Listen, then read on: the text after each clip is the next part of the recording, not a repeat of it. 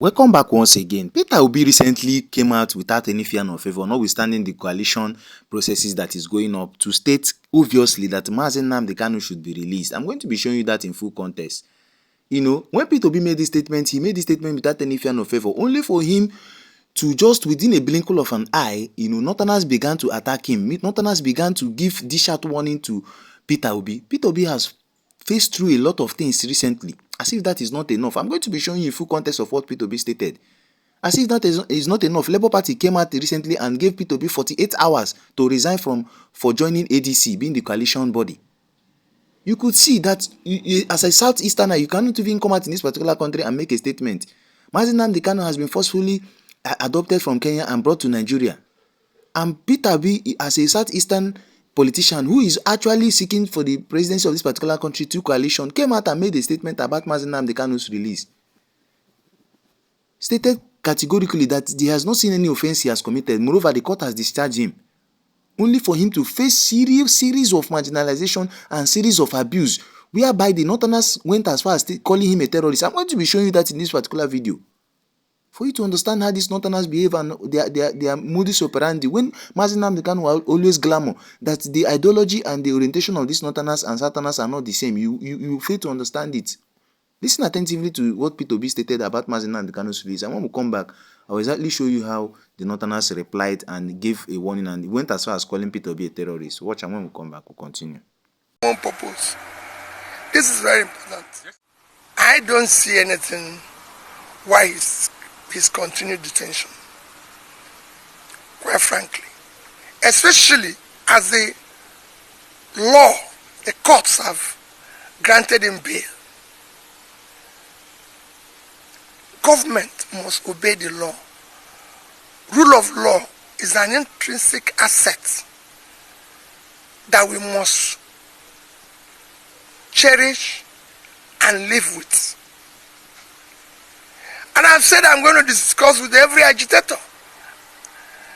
And I use the same opportunity to play to government to ensure that all those who are in similar conditions are released and discussed with.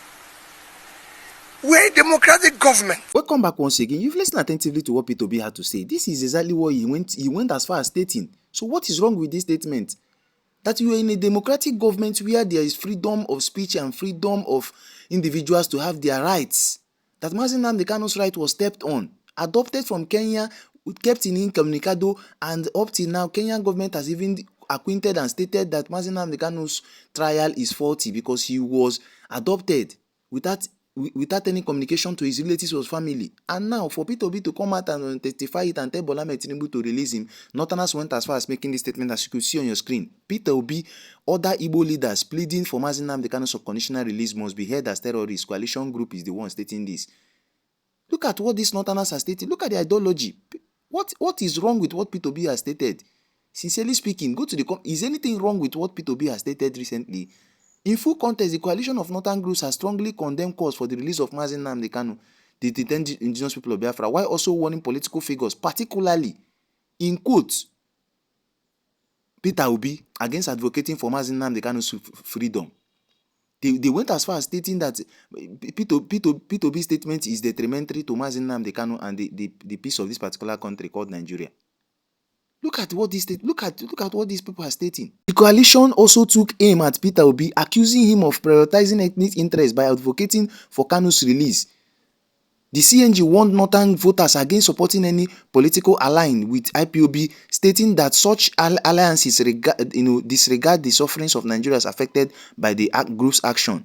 CNG reiterated its demand for immediate international intervention to facilitate a peaceful separation of Southeasterners from Nigeria, urging that the continued agitation for Biafra destabilize the nation. The group urged the government to resist any pressure to release Nnamdi Kanu unconditionally, warning that doing so would embolden separatist movement and undermine national security. Look at what this body is stating. So simply because Peter Obi made this statement and the coalition he's coaliting with Atiku Abubakar, El-Rufai, Rotimi Amechi, and David Mark, the former Senate president of this particular country. This is what led loose the Northerners to start threatening Peter Obi. Look at how the ideology works with. Look at the way they work with the ideologies. It is quite appalling at this point in time. Look at it. Making statement that is so detrimental that Peter Obi in particular should not make such statements. So because he is in a coalition to the presidency of a particular country, he cannot actually make statements. That is the more reason why a lot of persons reacted bitterly that Peter Obi, you have seen what you have brought to yourself. At each given time you're visiting the north, at each given time you're visiting the Alamajiri homes, at each given time you're giving them rice, giving them leverages, visiting them at given time. Look at the statement that is coming out from their mouth against you. They did not even look at the benefits they have benefited within your pocket, notwithstanding that you are not a president or you're not holding any political office. But yet they went as far as telling you that if you keep supporting and keep calling for the release of Nnamdi Kanu, that you're a terrorist. Now the question is, what on earth has even led to the fact why they don't want Nnamdi Kanu's release? Simply because Nnamdi Kanu stated it outrightly that my people are marginalized and I want freedom. That is the only offense. Look at the practices in Kenya.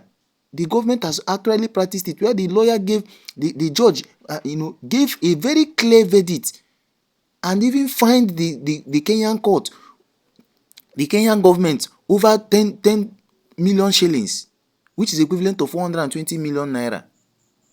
And here in Nigeria, they are still trying Nnamdi Kanu. And Peter Obi, as one of the persons coming out to speak truth to power, Northerners are attacking him. React on the comment section. I haven't seen what has happened. What is your take towards this particular threat on Peter Obi? Because now that he's at the verge of coaliting with other political heads, both in Northerners and Southeasterners and Southerners, at the verge of making sure Nigeria liberates from this particular bondage APC has brought. Don't forget to share this video. Like this video and do it often with the subscribe button.